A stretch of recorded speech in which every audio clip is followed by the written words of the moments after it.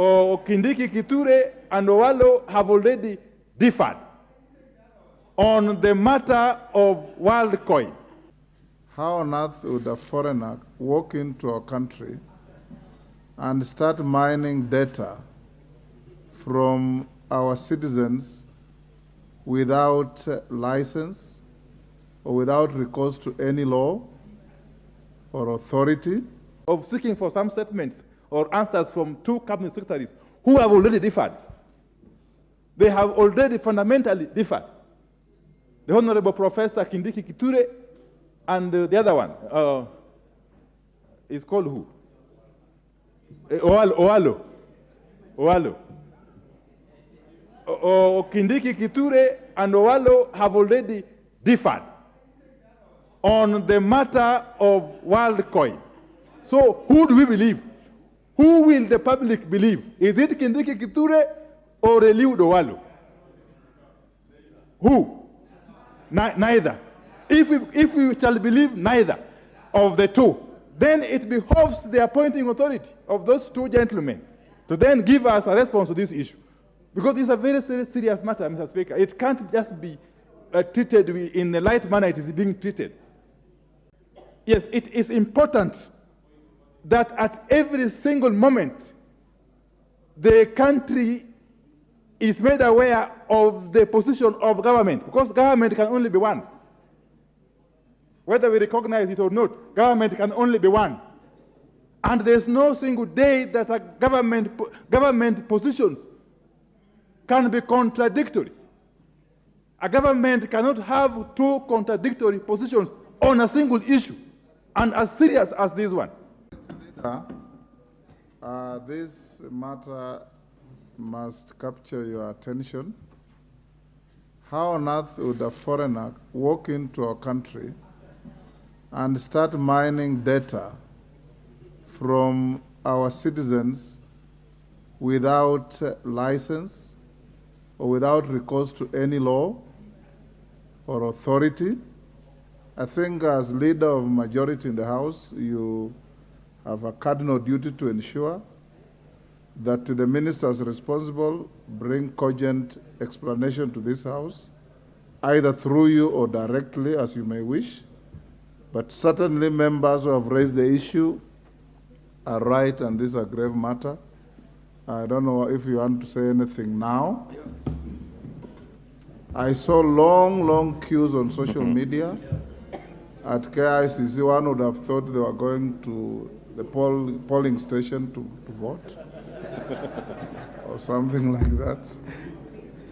Yes, majority. Thank you, Honorable Speaker. And maybe to begin with, let me commit, I will indeed endeavor to get a statement from the two cabinet secretaries, because as has been indicated, I also read on social media what seemed like conflicting statements from the two cabinet secretaries, and therefore we need a very coherent and unified statement from the two cabinet secretaries, that's the one in charge of Interior and ICT. And indeed, Honorable Speaker, it's true.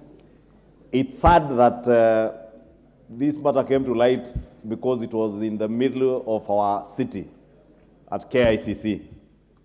More shocking, Honorable Speaker, is to ask, how does a foreigner not just come to collect data from the middle of our CBD, but from a government premise? Because KICC is a government installation. And therefore, whether this person is there legitimately or not, because we do not know, we wait to hear the answers from the government. But it concerns many people that this was being done in government premises. And even the cautionary statement being given by the data commissioner is a little bit too late, because they should have known before they set up camp at KICC. They definitely must have paid somebody to use KICC. The person who allowed them to use KICC should and ought to have verified whether they have been allowed by the data commissioner and they have all the requisite licenses and approvals.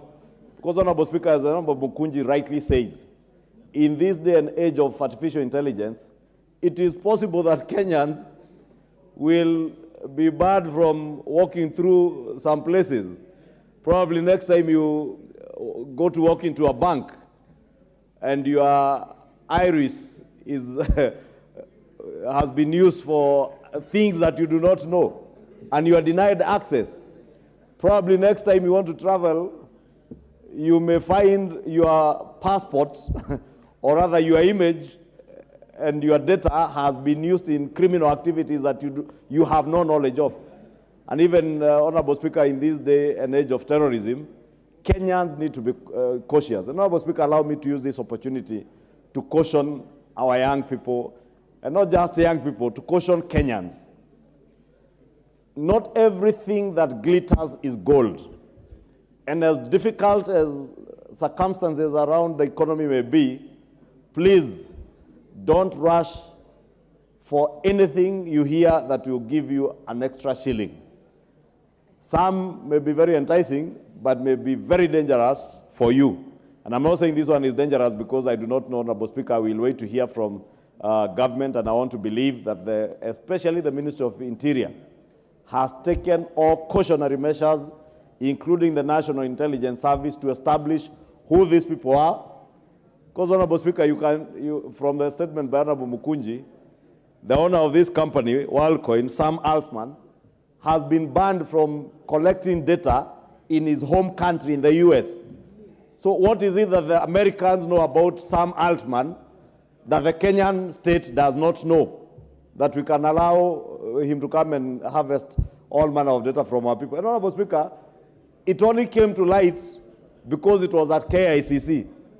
You can imagine how much more data they may have collected around the country.